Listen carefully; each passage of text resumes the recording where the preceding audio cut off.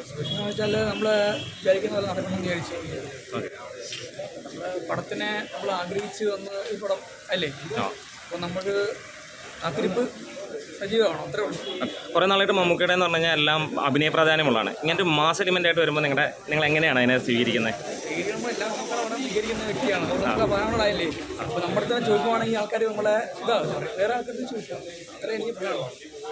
ഫാനായിട്ട് നമ്മളിങ്ങനെ പറയുമ്പോൾ ആൾക്കാർ നമ്മളെ നിങ്ങൾ ഈ വെളുപ്പിന് അതായത് ഇപ്പോൾ ഒരു 7-7:30 ആയപ്പോൾ ഇവിടെ എത്തിയത് ഞാൻ കണ്ടു. അപ്പോൾ എങ്ങനെയാണ്? അതിന് മുന്നേ ഇറങ്ങിയതാണ്, മഴയായതുകൊണ്ട്. മഴ, പക്ഷേ ഈ കടുത്ത മഴയും മാറ്റി വെച്ചിട്ടാണ് നിങ്ങൾ എല്ലാവരും ഇവിടെ എത്തിയിരിക്കുന്നത്. എന്താണ് ടർബോയുടെ എക്സ്പെക്ടേഷൻ എങ്ങനെയാണ്? അടിപൊളിയായിരിക്കും. രാവിലെ വന്നതാ. മമ്മൂക്കയുടെ ഒരു മാസ് പടത്തിന് വേണ്ടി കുറേ നാളായിട്ട് വെയിറ്റ് ചെയ്യണോ?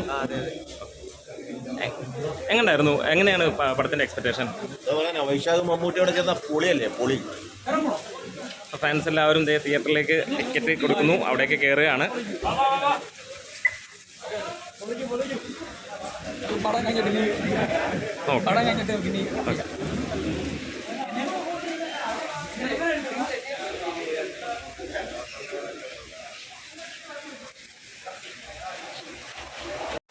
ഹലോ, എസ് ടി ന്യൂസിലേക്ക് സ്വാഗതം. ഇത് ലാൽ സിനിപ്ലെക്സ് ഹരിപ്പാടാണ്. ഹരിപ്പാട് രാവിലെ 7 മണി 7:30 ആയപ്പോഴത്തേക്ക് നമ്മളൊന്ന് തിയേറ്ററിലേക്ക് വന്ന് നോക്കുകയാണ്.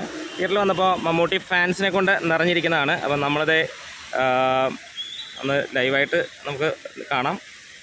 അതിഗംഭീരമായിട്ട് തന്നെയാണ് ഇവിടെ നിൽക്കുന്നത്. സിനിമ തുടങ്ങാൻ ഇനിയും 1.5 മണിക്കൂറുണ്ട്. ഇവിടെ ടിക്കറ്റ് ഇല്ല എന്നുള്ള ലെവലിലാണ് നമുക്ക് കാണാൻ കഴിയുന്നത്. ഇതെല്ലാം ഫാൻസ് ഇവിടെ നിറഞ്ഞു നിൽക്കുന്നു. ഓരോ വണ്ടികളിലായിട്ട് വന്നുകൊണ്ടിരിക്കുന്നു.